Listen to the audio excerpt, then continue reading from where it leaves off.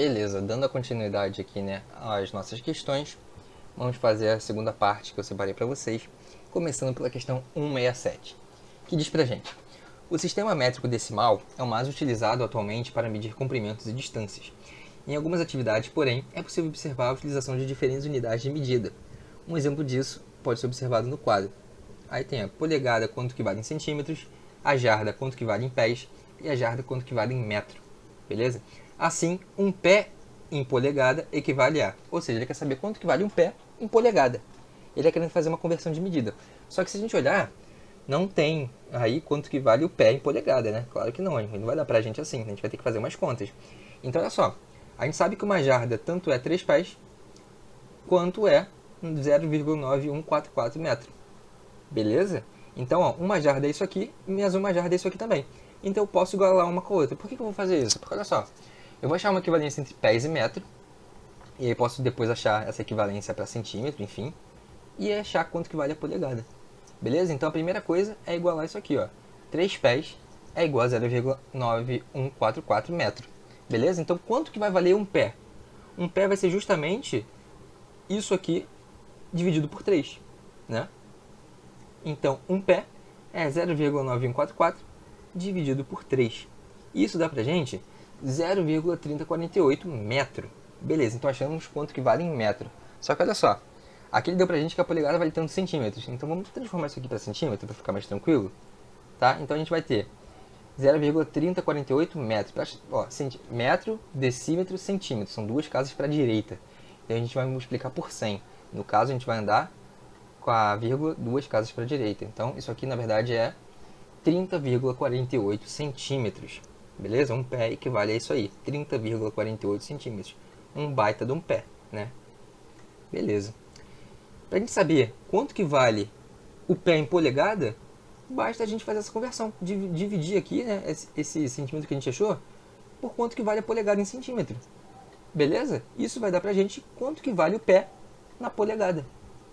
Beleza? Então é só pegar o 30,48 e dividir pelo 2,54.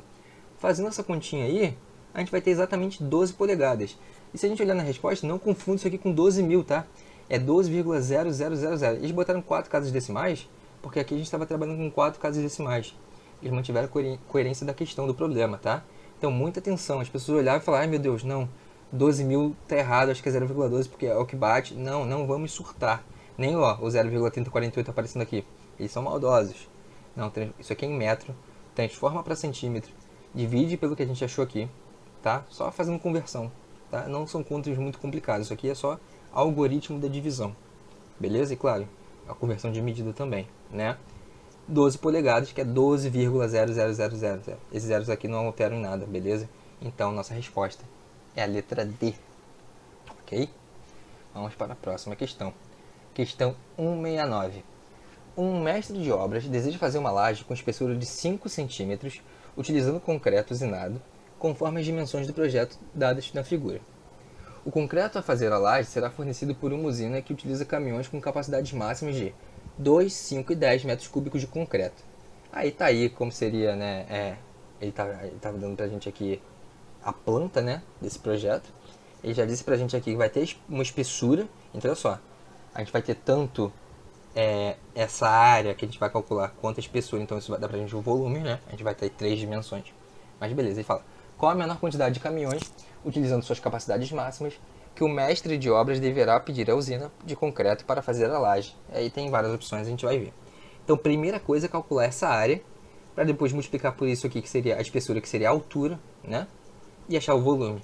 Beleza? Então, a primeira coisa é achar a área dessa figura. Só que olha só, essa área aqui dá para fazer de várias formas. Eu acho que a forma mais simples é dividir isso aqui em retângulos, tá? Dividir isso aqui, a princípio, em retângulos. Então é traçar essas duas retas aí. A gente vai ter os retângulos 1, 2 e 3. No caso, um vai acabar até sendo quadrado, a gente vai ver, mas enfim. Todo quadrado é um retângulo, mas nem todo retângulo é quadrado, né? Isso a gente sabe. Então a gente tem aí nossos 3 retângulos, no caso um deles é um quadrado. A gente calcula a área e depois multiplica, tá, o resultado que a gente achar no final pelos 5 centímetros ali. Lembrando que, olha só, isso aqui tudo está em metro, isso aqui está em centímetro, então depois a gente tem que fazer uma conversão de medidas. Mas vamos com calma. Então, primeira coisa, calcular as áreas 1, 2 e 3, beleza? A área total vai ser retângulo 1, 2 e 3. Eu chamei de retângulo mesmo porque todo quadrado é um retângulo, tá? Não tá errado, mas nem todo retângulo é um quadrado. E é aquela coisa que eu falei, a princípio eu tô chamando isso aqui de retângulo, porque eu não sei se vai ser um quadrado, mas a gente vai ver que vai ser um quadrado, ok? Então, primeira coisa, olha só. Lembrete, né, que a área do retângulo é base vezes altura, e a área do quadrado, né, é lado vezes lado, que aqui funcionaria como uma base vezes altura também. Isso a gente viu lá na outra questão e viu na aula específica, né, de quadriláteros, né, a área de quadriláteros a gente viu também. Então, beleza. Olha só. A área total eu já dei aqui, mas a gente vai ver de onde saíram esses números. Então, primeira coisa, seria base vezes altura. Então, olha só. Estou considerando a base aqui de cima, o númerozinho que ele deu, esse 8, esse 3 e esse 3, que já estão dados. Então, olha só. Base vezes altura. Base vezes altura. A base vezes a altura. Então, olha só. As bases estão aqui. 8, 3 e 3. As alturas a gente vai ver. 8, 7, 5 de onde vieram. Bom, olha só. A altura disso aqui, eu só botei a reta azul até aqui, tá? Mas foi só para marcar. A altura dele é isso aqui tudo, né? A altura desse quadrilátero é essa parte aqui toda, né? Que seria essa parte aqui toda também. Beleza? Quanto que vale essa altura? É justamente, ó, essas medidas aqui do lado, ó. 5 mais 2, 7, mais 1, 8, dá isso aqui tudo, né? O 5 vai até aqui, o 2 vai até aqui, o 1 vai até aqui. Se eu somar tudo, dá 8. Então, 8 por 8, de fato, é um quadrado. Então, ó, base vezes altura, 8 vezes 8. Beleza. Vamos ver esse 2 aqui, né? A área desse retângulo 2. A base é 3, que a gente já viu. Por que a altura é 7? Porque é justamente 5 mais 2, ó. 5 até aqui, mais 2, 7. Então, base vezes altura, 3 vezes 7. Esse aqui é 3 vezes 5 porque, ó, a base está aqui, 3, e só tem altura 5. Beleza? Então, a gente olhando aqui, ó, vê se a nossa divisão também contempla todas as áreas que a gente quer calcular, né? Se engloba todas as áreas, sim, engloba. Poderia marcar aqui em cima, né? Poderia também, mas eu acho que dá mais trabalho, tá? Eu acho que assim é bem mais direto e bem mais rápido, mas enfim. Na prova vai a estratégia de vocês, claro, se for uma estratégia correta, podem usar. O difícil na prova é saber se é correto, né, justamente, mas vocês estão preparados, enfim. Vai dar tudo certo, tá? Então, 8 vezes 8, mais 3 vezes 7, mais 3 vezes 5. Isso dá 64 mais 21 mais 9. 21 mais 9 dá 30. 30 mais 64, 94 metros quadrados. Beleza. Achamos a área total. Só que ele não quer isso, né? Ele quer volume. E o volume, ó, tá tudo em metro cúbico. Então eu vou ter que transformar esse aqui, centímetro em metro e multiplicar por isso aqui. Lembrete que o volume do paralelepípedo, que vai ser o que a gente vai ter, né? Alguma coisa assim, um sólido bizarro, vai ser a área da base vezes a altura. A área da base a gente já achou aqui, que é a área total. A altura é justamente isso aqui que ele deu, 5 centímetros. Isso aqui, 5 centímetros, né? A gente vai passar para metro. Centímetro está 2 casas à direita do metro, ou o metro está 2 casas à esquerda do centímetro. Se a gente vai andar para a esquerda, a gente vai dividir, né? Vai dividir por 10 e por 10 de novo. Então, no caso, a gente vai dividir por 100. 5 dividido por 100, né? 5 centímetros, é exatamente 0,05 metro. Beleza? Então, fazendo essa conta, 94 vezes 0,05, a gente tem que é 4,7 metros cúbicos. Beleza, só que isso ainda não é a resposta. Por quê? Claro, essa é a resposta. Mas a resposta não tem nada de 4,7, a gente tem que interpretar. Ele fala que assim, vão ter caminhões com capacidades máximas. Ele quer usar o mínimo, né? Claro, custo, né? Quanto mais caminhão ele usar, mais caro vai sair o projeto. Para o cara do caminhão vai ser ótimo, mas para ele não vai ser bom. Então ele quer usar o mínimo de caminhões. Então olha só, 10 caminhões com capacidade de máxima de 10. Pô, pra que isso? Ó? 10 vezes 10 dá 100 metros cúbicos. Pô, aqui é 4,7, não precisa disso. Por que ele botou esse 10 vezes 10? Porque as pessoas acharam 94 metros quadrados e acharam que era a resposta. E aí marcaram essa. Tá vendo? Mas não, ó, metro cúbico é volume, não é área. Isso aqui é a área, isso aqui é volume. Então a gente vai comparar com isso aqui, com 4,7. Isso aqui dá 100, é muito mais do que 4,7, não. 5 caminhões com capacidade máxima de 10. 5 vezes 10 dá 50 metros cúbicos, né? Seria no total. Pô, passa muito também. C. Um caminhão com capacidade máxima de 5 metros cúbicos. É esse. Por quê? É um caminhão só, com 5 metros cúbicos, tá ótimo. Vamos ver os outros, só depois a gente volta para C. 10 caminhões com capacidade máxima de 2 metros cúbicos, não serve também, porque 10 vezes 2 dá 20, passa muito. E a letra E é um caminhão com capacidade máxima de 2. 1 vezes 2 dá 2, é menos. Não adianta, né? Um caminhão só não ia contemplar, ele quer carregar tudo, né? Porque ele fala, ó, será fornecido por uma usina que utiliza caminhões com capacidades máximas, 2, 5 e 10. Beleza, então por que esse aqui serve? Ah, Pedro, mas vai sobrar 0,3 metros cúbicos. Beleza que vai sobrar. mas é o mínimo, né, que ele pode fazer. Ele vai usar um caminhão com essa capacidade máxima de 5. Tudo bem que sobra, não tem problema, não pode faltar, tá? Se isso aqui fosse 5,1, ele precisaria de mais caminhões, no caso 2 no caso, tá? Porque já passou, então um só não ia dar conta, tá? Então o Enem trabalha muito essas questões de faltar e sobrar, pra gente prestar atenção, tá? Não tem problema aqui nesse caso, nessa questão, sobrar, não tem problema nenhum. Ele vai usar um caminhão só com essa capacidade máxima de 5 metros cúbicos. Repetindo, se fosse 5,1, já não seria mais essa resposta, tá? Seria talvez aqui dá 20, né? E aqui dá 50. Seria esse aqui de 20, por incrível que pareça. Ah, mas passou muito. Mas aqui, nesse problema, seria a resposta, tá bom? Mas como a gente está aqui, eu estou só expandindo a questão, né? É 4,7. 5 é maior que 4,7, tá tudo certo, não vai faltar nada para ele carregar. Vai dar uma viagem só, contempla, tá tudo certinho, tá dentro. Então, resposta letra C. Um caminhão com capacidade máxima de 5 metros cúbicos. Beleza? Ok. Próxima questão, questão 171. Construir figuras de diversos tipos, apenas dobrando e cortando papel, sem cola e sem tesoura, é a arte do origami, que tem um significado altamente simbólico no Japão. A base do origami é o conhecimento do mundo por base do tato. Uma jovem resolveu construir um cisne usando a técnica do origami. Utilizando uma folha de papel de 18 por 12 centímetros, utilizando uma folha de 18 por 12. Assim, começou por dobrar a folha conforme a figura. E tem aí a primeira dobradura que ela fez. E a gente pergunta pra gente, após essa primeira dobradura, a medida do segmento AE é. Então ele está querendo esse AE aqui, ó. Cara, vamos primeiro interpretar. A gente está vendo aqui que isso aqui é um triângulo retângulo, não é? É um triângulo retângulo. Opa, dei spoiler não. Vamos primeiro, que nem eu botei ali. Por que a gente precisa achar AD e DE? Bom, porque isso aqui é um triângulo retângulo, a gente vai ter que usar Pitágoras. Então a gente tem que achar esses outros dois lados. Beleza? Então a gente tem que achar AD e o DE. Beleza, por que o AD eu botei ali, já dei spoiler? Não. Por que o AD vale 12? Reparem, 12 é justamente esse lado aqui, né, da folha, né? E quando ele faz essa dobradura aqui, ó, é exatamente no ponto, né, em que isso aqui é a mesma coisa disso aqui. Vocês podem fazer aí com as folhas que vocês tiverem à disposição.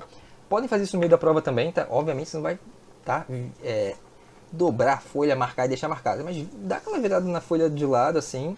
Pode levantar uma aqui, ó. Tô fazendo aqui agora, vocês não estão vendo, mas eu tô fazendo. É igual a regra da mão direita. Vocês vão fazer na prova lá. Vão parecer uns doentes fazendo? Vão parecer, eu também fiz, gente, é normal. Então vamos fazer sim, tá bom? Então, ó, faz essa dobradura aí, vocês vão ver que é justamente o mesmo lado lá que a gente tem valendo 12. Ele fez essa dobradura, então volta lá com a prova, não marca, só dá uma dobradinha só para ajudar a gente, tá bom? Então é isso aí, AD vale 12 centímetros. Agora, quanto que vale o DE? Bom, o DE é essa parte aqui de baixo, né? Só que o DE vai ser justamente, ó, 18, que é isso aqui tudo, menos 12. Isso aqui é o quanto falta, né, para esse lado ser igual a esse, né? Porque é a nossa folha. Pode dobrar aí de novo, voltar, porque a gente estava olhando o AD. A gente vai olhar o DE, ó. Essa parte aqui, quero vocês dobrando a folha comigo aí. Quero esse trabalho aí. Ou podem imaginar, quem conseguir imaginar.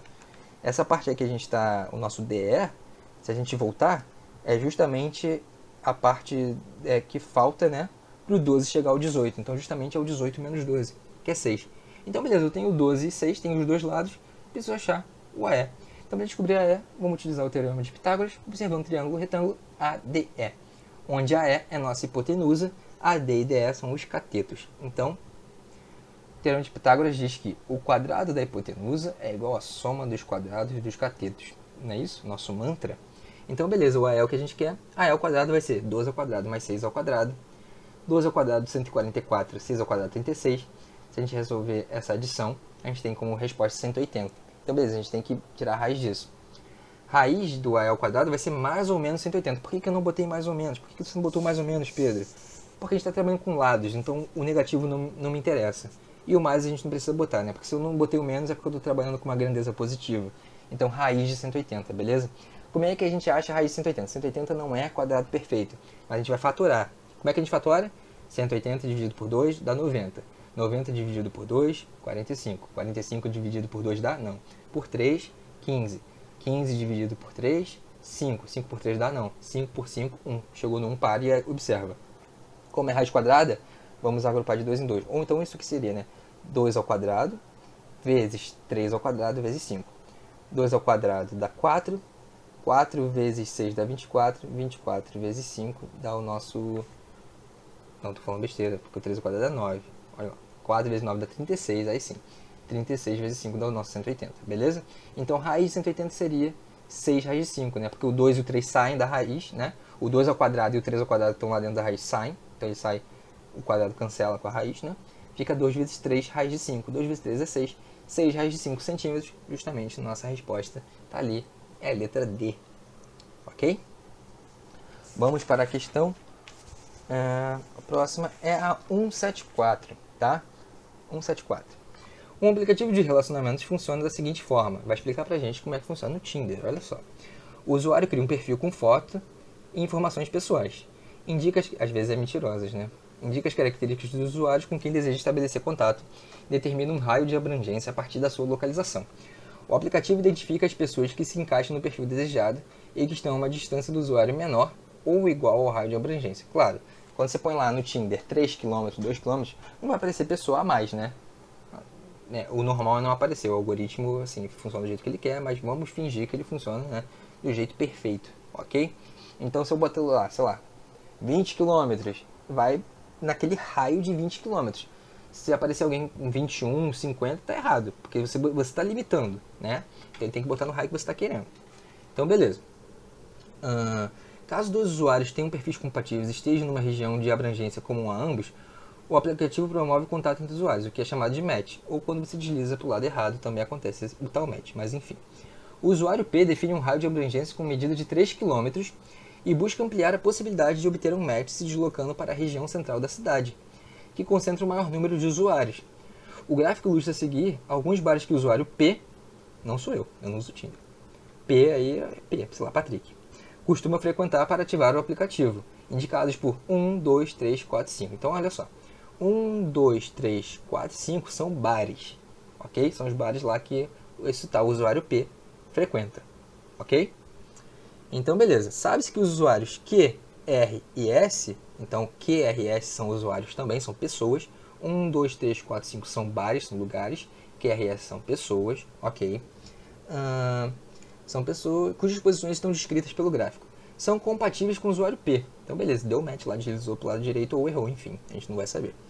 E que estes definiram raios de abrangência respectivamente iguais a 3, 2 e 5. Ó, respectivamente é importante aqui. Por quê? Porque ele está falando para a gente que o Q equivale a 3, ao raio igual a 3, o R equivale ao raio igual a 2 e o S equivale ao raio igual a 5. E o que a gente vai fazer aqui? Pedro, como é que eu faço isso? Porque ele não tem conta para fazer. Exatamente, não tem conta. Ó. Com base no gráfico e nas afirmações anteriores, em qual bar o usuário P teria a possibilidade de um match com os usuários Q, R e S simultaneamente. Ou seja, em que local aqui, em qual bar, 1, 2, 3, 4 ou 5, ele tem a possibilidade de dar match com os três. Tá? Tem a possibilidade dos três darem match com ele. O que ele está perguntando pra gente? Ele está falando assim, olha só, com esse raio aqui que a gente definiu, qual é o bar que está no raio de alcance desses três lugares, desses três usuários? É isso que ele está perguntando pra gente. Como é que a gente vai fazer? Olha só. Aqui, ó, o X e o Y estão em quilômetros, né? Então, cada unidade aqui é 1 quilômetro. Aqui é 1 quilômetro, 1 mais 1, 2, 2 mais 1, 3. Então, cada traço, cada espaço, né, é 1 quilômetro. Mesma coisa aqui no eixo Y. Beleza? Então, olha só, ele está falando pra gente que o usuário Q limitou, né, botou o raio de abrangência dele para 3 km. Então, a gente vai pegar aqui, ó, usando o Q como centro, 3 km. A gente vai traçar uma circunferência. Então, de raio 3. Então, olha só. Esse aqui é o nosso centro. Então, raio 3, ó. 1, 2, 3 para a direita. 1, 2, 3 para baixo. 1, 2, 3 para a esquerda e 3 para cima. Enfim, vai até 2 aqui, mas seria mais ou menos isso aqui. Esse aqui é o nosso raio. Não, nossa circunferência de raio 3. Tá vendo? Ó? Ah, mas pegou lá no R. Não tem problema nenhum. Tá certinho, ó. 1, 2, 3. 1, 2, 3. Tem raio 3, tá pegando aí. Beleza? Só que a gente tem que ver aqui o raio do 2. O raio do 2 é 2 km. Então, olha só. A gente vai usar o R como centro. 2 para a direita, 2 para a esquerda, 2 para cima e 2 para baixo. Vai ser alguma coisa assim. Tá bom? Desenha com cuidado, tá? Porque a gente vai mostrar aqui que quase dá para errar. Mas aí, enfim. E o S é 5 km, que é o maior. Então é 5 para a esquerda, 5 para cima, 5 para a direita e 5 para baixo. Tá? Vai ser alguma coisa assim. Pô, mas muito grande. É assim. Porque olha só. 5 para a esquerda, justamente, ó, isso aqui mede 5. Então, 1, 2, 3, 4, 5, tá certinho. 5 para baixo. 1, 2, 3, 4, mais ou menos aqui, 5. Então tá. Para direita e para cima, ok, ó. 1, 2, 3, 4, 5. Então tá batendo. Beleza, e agora a gente vai olhar, observando, qual é o bar, qual é o lugar que é comum a esses 3 radares, né? A esses 3 usuários, a área desse círculo aí do meio. Se a gente observar, o bar é justamente esse 1 aqui, ó. Tá vendo? Que ele é comum aos 3, ó. Ele tá dentro do vermelho, ele tá dentro desse roxo e tá dentro do amarelo meio laranja que eu botei. Olha só, o 3 e o 4 quase ficam lá dentro do roxo também. Mas o roxo, como é menor, ele que vai limitar mais, né? Aqui, ó, o bar 5 tá bem no limite, mas tá dentro também, tá dentro do amarelo. Assim, todos os bares estão dentro do vermelho e dentro do amarelo laranja, tá? Mas só o 1 tá dentro do roxo, simultaneamente. Então, o 1 pertence aos 3 círculos simultaneamente, tá vendo? Ó, o 2 tá fora do roxo, não conta. O 3 também tá fora, por pouco, não conta. O 4 também tá fora. E o 5 tá muito fora, é o mais longe, né? Então, nossa resposta é a letra A, né? Porque essa aí é a região, né? É o bar comum que está na interseção dos 3 círculos, beleza? Então, nossa resposta é a letra A. Ok? Viu? Sem conta, simplesmente interpretar a questão que ele está dando, tá? Texto gigante para confundir, obviamente aqui a gente tem tempo, até fiz brincadeira, mas a parte que importa é essa daqui, é vocês entenderem o que vocês estão fazendo, tá bom? Então é desenhar esse raio aí, e é isso. Show? Aqui nem foi perfeito, né? O do vermelho poderia estar encostando aqui, ó. 1, 2, 3, que tem raio 3, mas como não tem bar para a esquerda, eu não tive esse preciosismo de fazer, tá? O que importa é essa região aqui do meio, que a gente tem que fazer com muito cuidado. Beleza? Próxima questão, nossa última questão de matemática antes do Enem. Nossa questão 178. Beleza? Olha só. Uma construtora pretende conectar um reservatório central, RC, tá? Não é Rogério Ceni, pelo amor de Deus, não vamos falar de RC, reservatório central, em formato de um cilindro, com raio interno igual a 2 metros e altura interna igual a 3,30 metros. Há 4 reservatórios cilíndricos auxiliares, R1, R2, R3 e R4, os quais possuem raios internos e alturas internas medindo 1,5 metro. Perdão. Então, tá dando aí as medidas pra gente, beleza? A gente marcaria com um lapisinho, né, pra não se perder e tal. Ok. As ligações entre o reservatório central e os auxiliares são feitas por canos cilíndricos, como mostra essa figura aí, né? E os auxiliares são feitos com 0,10 metros de diâmetro interno e 20 metros de comprimento, conectados próximos à base de cada reservatório. Na conexão de cada um desses canos com o reservatório central, há registros que liberam e interrompem o fluxo de água. Beleza, agora é a parte muito importante do enunciado. No momento em que o reservatório central está cheio e os auxiliares estão vazios, abrem-se os 4 registros e, após algum tempo, as alturas das colunas de água e os reservatórios se igualam, assim que cessa o fluxo de água entre eles, pelo princípio dos vasos comunicantes. O que ele pede para a gente é a medida em metro das alturas das colunas de água nos reservatórios auxiliares, após cessar o fluxo de água entre eles é. Então, primeira coisa, vamos interpretar isso aqui. O que ele está falando para a gente é que, olha só, esse reservatório aqui vai estar cheião, tá? Vai estar até o limite, então o volume dele vai estar todo preenchido. Esses registros aqui vão estar fechados, então não vai ter água, assim, vamos supor que é água, tá? Um líquido, enfim, fluido. Vai ter só aqui no meio, só nesse reservatório daqui. Ele vai estar completamente cheio e só vai ter nele. A partir do momento que ele está cheião, né, que não cabe mais, aí vão abrir os 4 registros e a água vai começar a ir para os outros 4 reservatórios. Então, com isso, olha só tinha água nele. E aí, quando abre o registro, o que vai acontecer? Vai ter água aqui no reservatório 1, no cano 1 e no reservatório 1, no cano 2 no reservatório 2, no cano 3 no reservatório 3 e no cano 4 no reservatório 4. Essa água vai passando pelos canos e pelos reservatórios até que a altura aqui dos reservatórios seja igual à altura da água, do líquido, do fluido no reservatório do meio. Beleza? Então, quando essas alturas se igualarem, beleza, é o que ele está pedindo para a gente aqui. A medida em metro das alturas das colunas de água nos reservatórios auxiliares após cessar o fluxo. E quando que cessa o fluxo?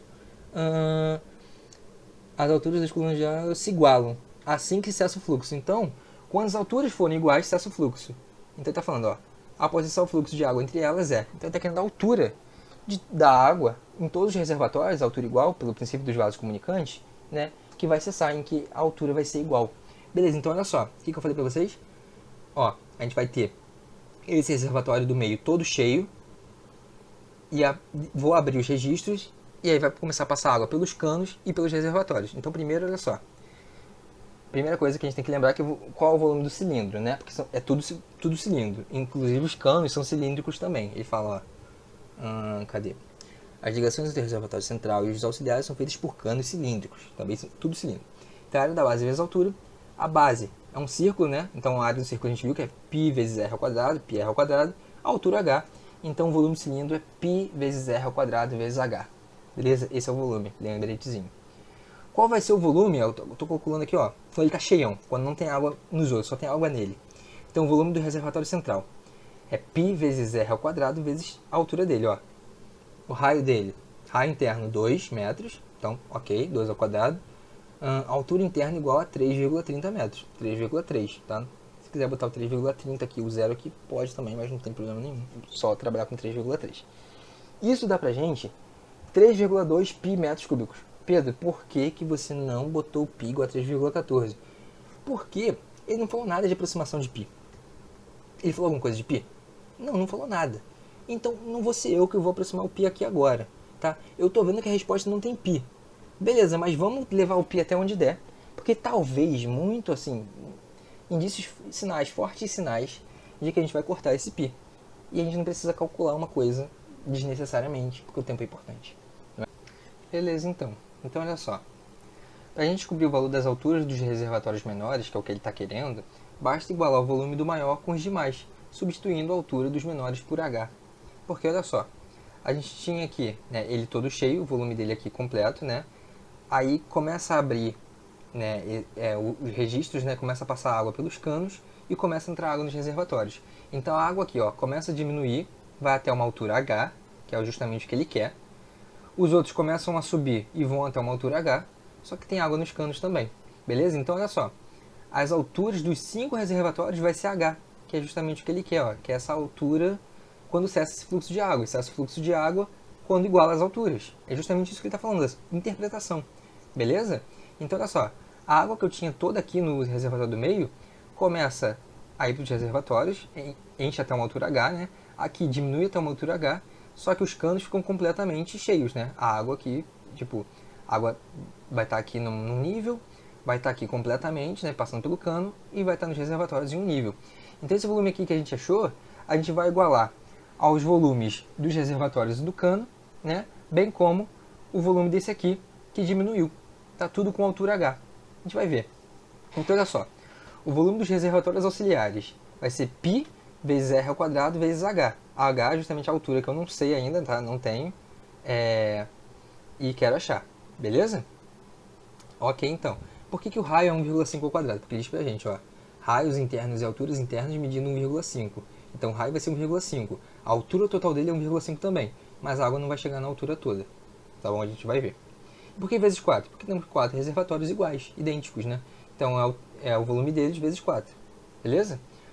Isso dá 9πh, tá?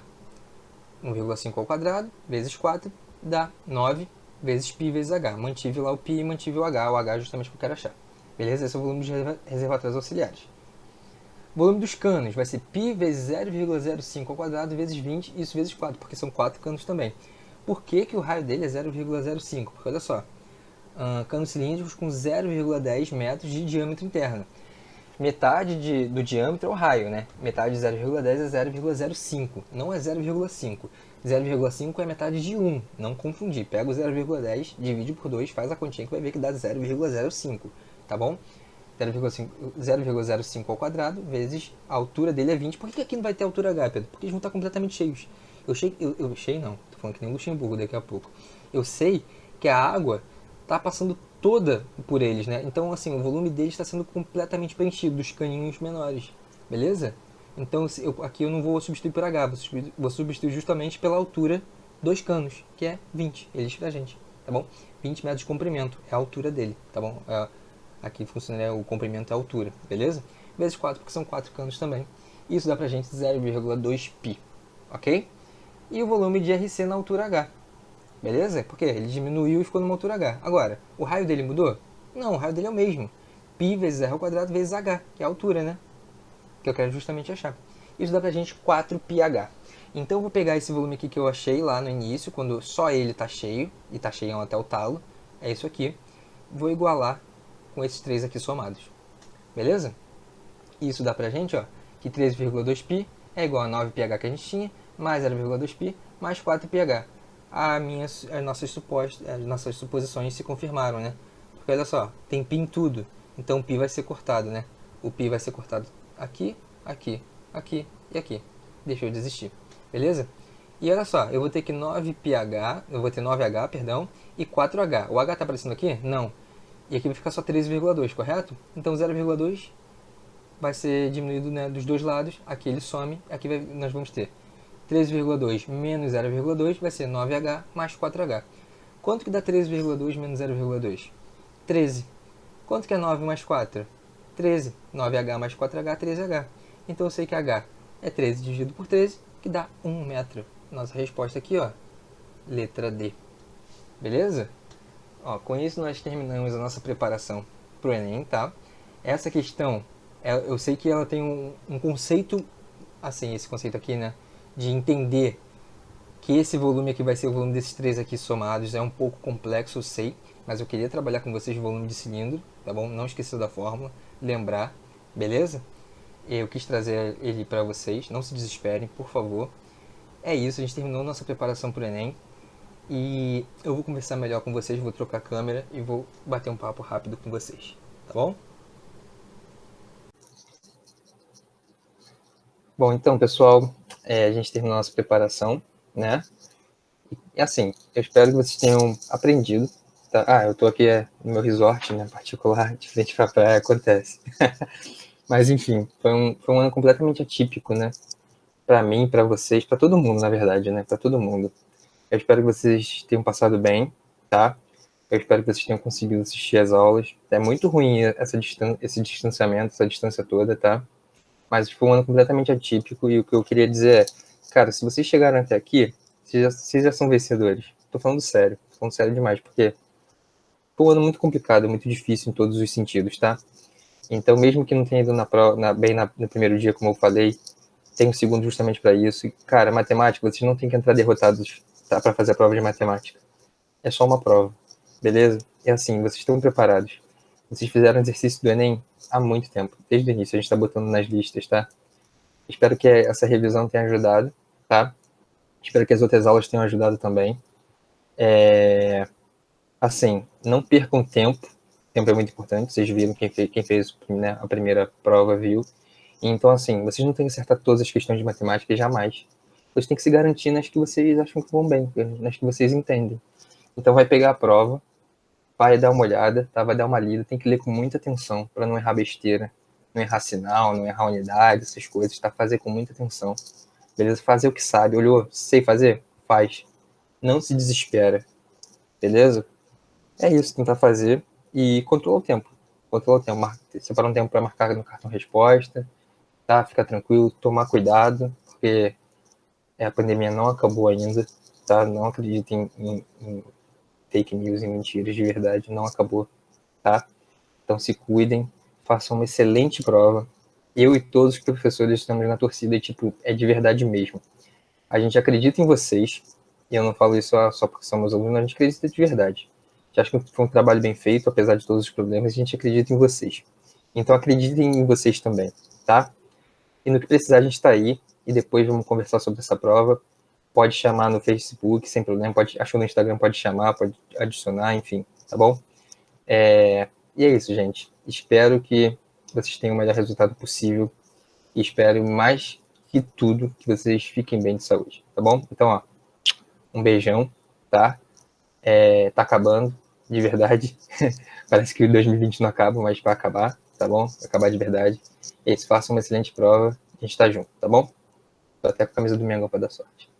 Então, valeu. Tchau, tchau, gente. É isso.